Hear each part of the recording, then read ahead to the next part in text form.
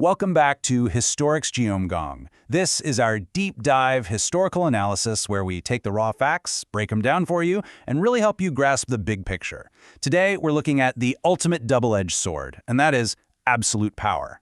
You know, we so often think of history's greatest leaders as invincible, right? Shielded by massive armies, endless wealth, and total influence. But history shows us time and time again that the higher you climb, the further and harder you fall.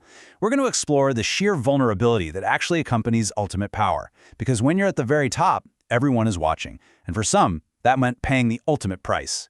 How did history's most famous leaders meet their end? It's a seriously fascinating question, isn't it? We read all about their conquests, their policies, their vast empires, but their final moments often reveal the most about the incredibly volatile eras they lived in. Today, we are unraveling the mystery behind the fatal prices of leadership. We aren't just looking at when they died, but the specific and often completely shocking circumstances of exactly how they died. Okay, let's dive into this. Just look at the vast historical scope we're covering here.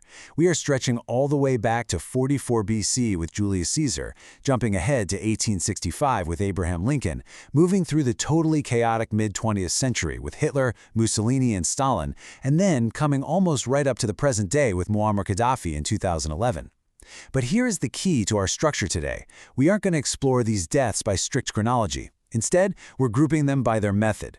By looking at the how, we uncover some absolutely incredible historical patterns. Section 1.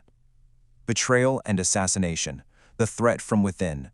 And this brilliantly illustrates how, in the corridors of power, the greatest threat often comes from right behind you. It's actually wild to compare two historical giants separated by nearly 2,000 years. Take Julius Caesar.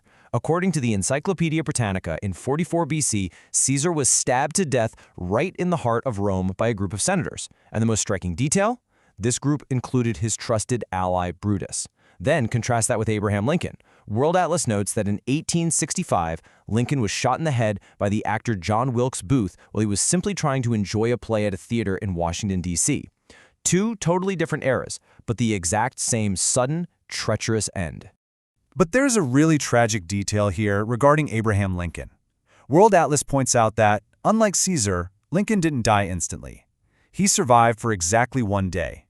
That single, agonizing 24-hour period literally left an entire nation suspended in grief and uncertainty. Section 2. Executions and uprisings. Violent rebellions. Let's move to and see how this builds when the masses actually turn against the leader. We're looking at the chaotic ends of two figures from the 20th and 21st centuries. First up, Live Science reports that in 1945, Benito Mussolini was captured by Italian partisans and shot while he was desperately trying to flee the country. Fast forward to 2011, and Journal GGN reports an equally violent fate for Muammar Gaddafi. Caught during a fierce civil war, he was captured, beaten, and killed by rebels. Both men lost control of their nations, tried to escape the uprising, and met their ends at the hands of the very people they once ruled. Section 3. Cornered and isolated. Absolute defeat. Now, what's really interesting about this is the stark, confined reality it paints. Sourced from Journal GGN, we see the end of Adolf Hitler in 1945. With the total defeat of Nazi Germany drawing incredibly near and forces rapidly advancing on Berlin, Hitler was cornered in his underground bunker. In this absolute isolation, entirely stripped of the vast empire he once controlled, he took his own life. It's a bleak, claustrophobic end that sharply contrasts with the immense power he had wielded just a few years prior. Section 4. A fatal stroke. Biological rebellion.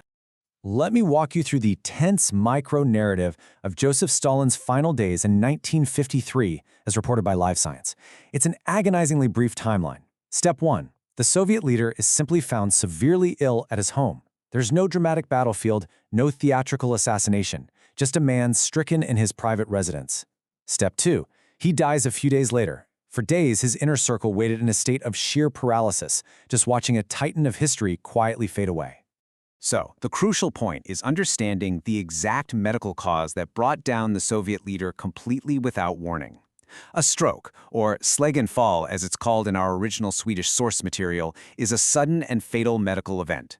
And the thing is, it doesn't care about your political status, your wealth, or your military might.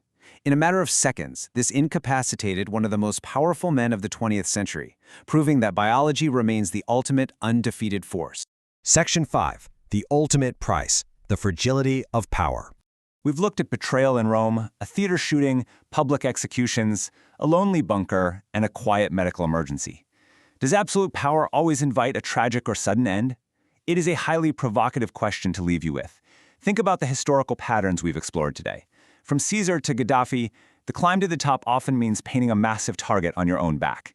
Thank you so much for joining me for this historisk genomgång, wrapping up our analysis of this fascinating Swedish source material. If this sparked your curiosity, keep questioning, keep learning, and remember that history is always teaching us if we are just willing to look at the facts. See you next time.